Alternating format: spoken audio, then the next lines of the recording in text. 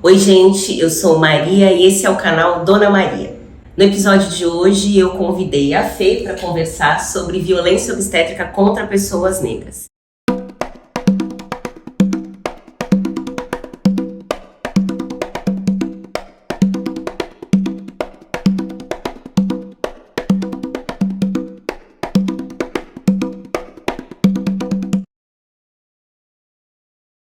Quando você traz os tempos do Lacan, né, e sendo esse primeiro tempo de ver, e aí eu vou trazer outro francês, que a gente tá assim... Nossa, muito intelectual. Mas o Michel Foucault, ele vai falar em tornar o visível visível, e eu acho isso absolutamente fundamental. E aí vou começando a entender que existe um trabalho de letramento racial que vem acompanhado de um cronograma para a liberdade, né? De uma frente que vá pensar esse enfrentamento do ponto de vista prático.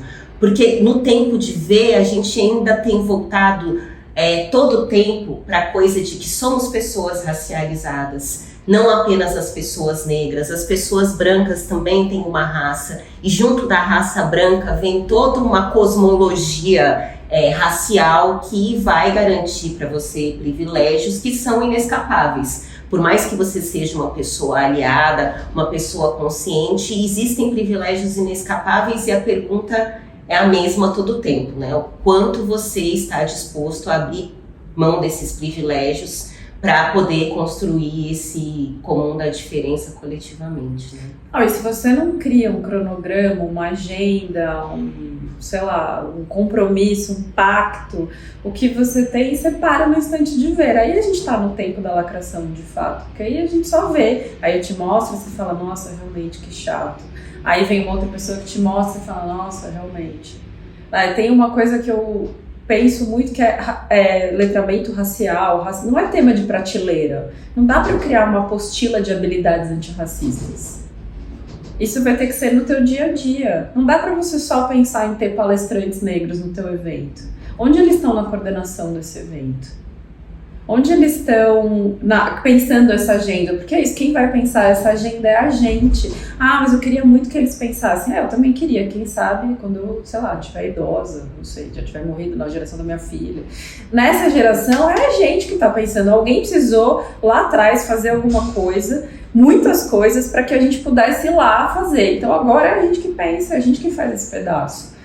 Então eu fico pensando que para a gente conseguir sair dessa coisa que é o ver, que eu acho que é muito exaustivo e muito sedutor também. E pra gente entra numa repetição também, né? De ficar revivendo a tragédia. E você entra numa fetichização, né? Porque assim, eu tenho pensado muito sobre isso com relação à amamentação, né?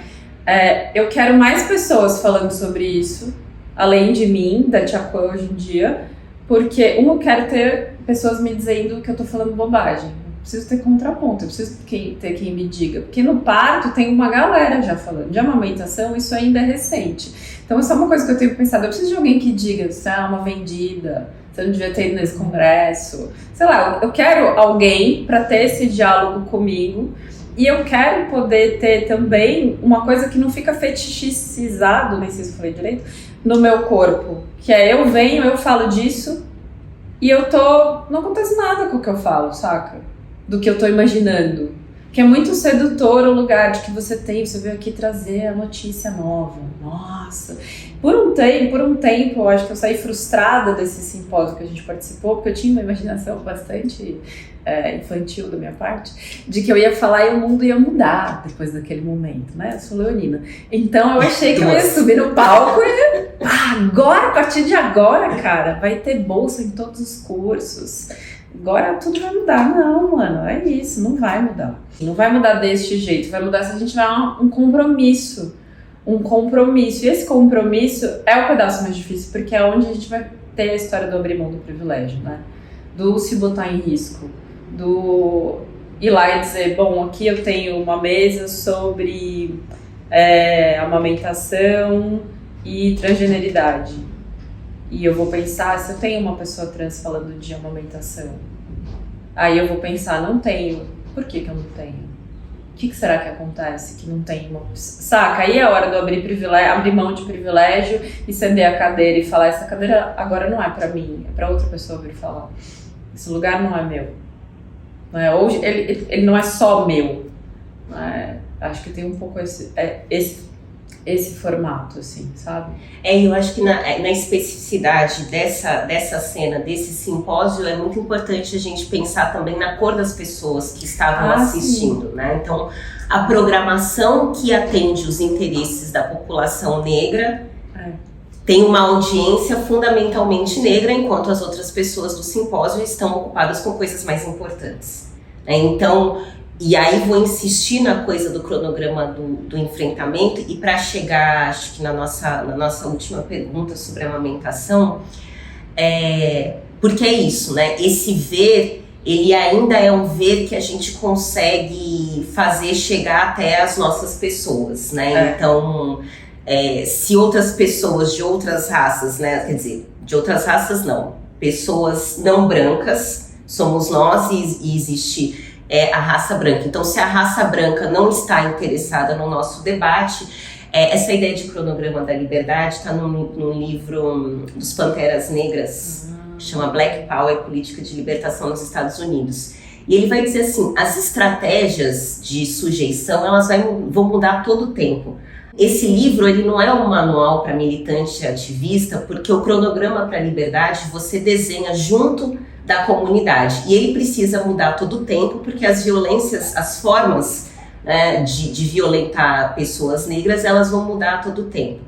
Então, pensando também que o seu trabalho, que vai se voltar para a amamentação com esse recorte racial, desde o meu entendimento, é um trabalho que apresenta um cronograma para a liberdade, eu queria escutar só de você o que é que você... um panorama de quais são essas especificidades que aparecem em relação à amamentação de pessoas negras, no que isso difere de amamentação de pessoas quaisquer, independente da raça.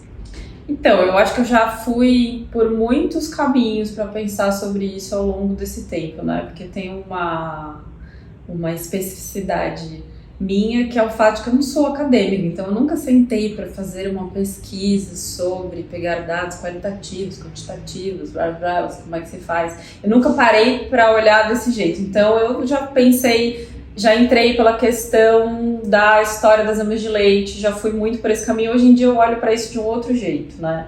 Que eu acho que era o que me faltava ali quando comecei a pensar sobre isso. Eu comecei a pensar sobre isso porque eu tava só com ódio mesmo. E eu, além de eu estar com muita raiva de ter eu vivido uma experiência racista dando aula sobre esse tema, eu estava muito ainda tomada por uma experiência como coordenadora de workshop de amamentação e volta ao trabalho.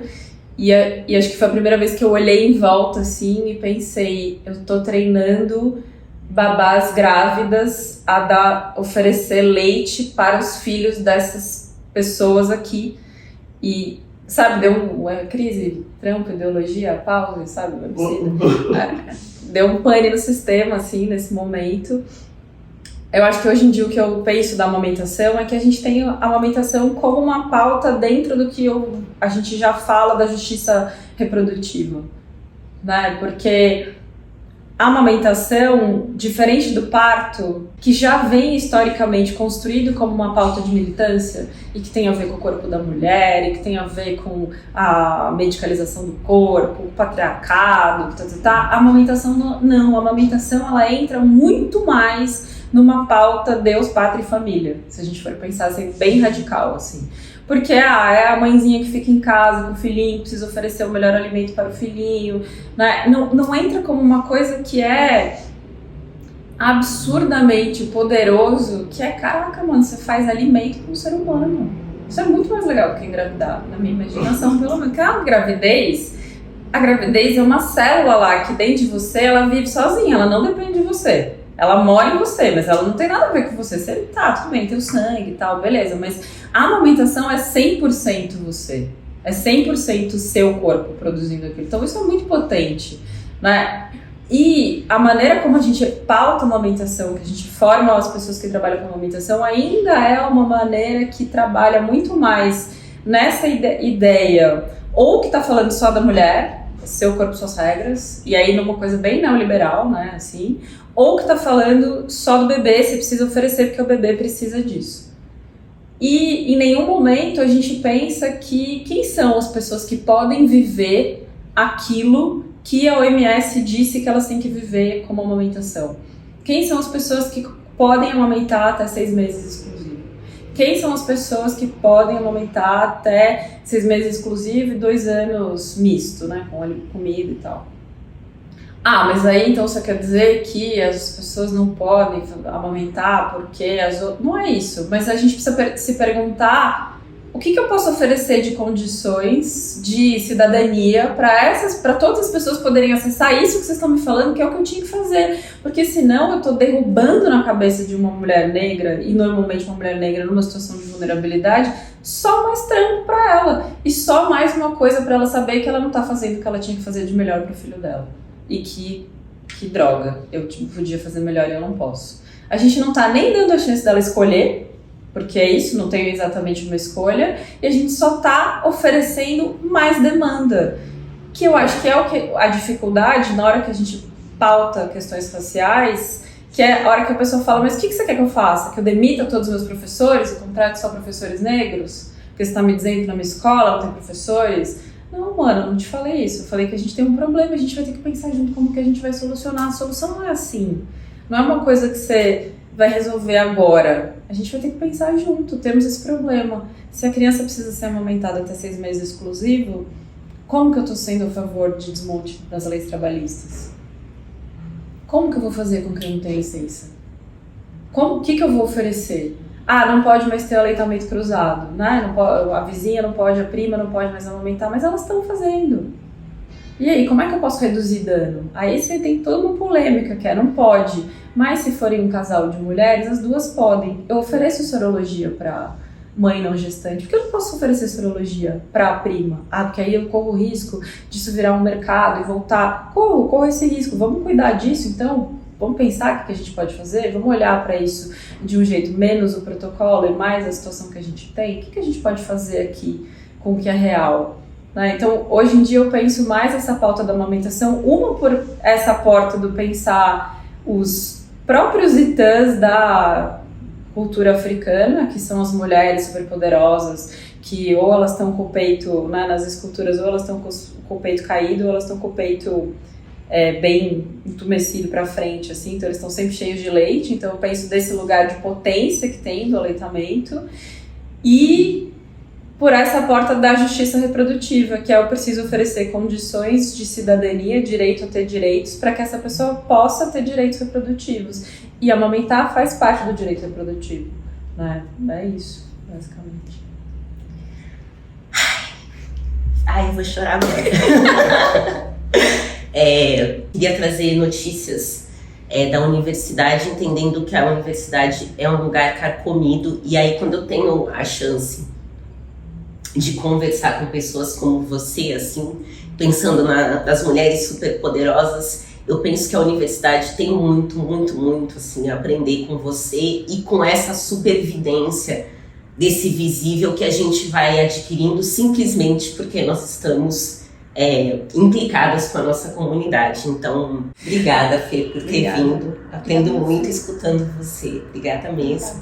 E a você que acompanhou a nossa conversa, muito obrigada. A gente se vê no próximo episódio. Até!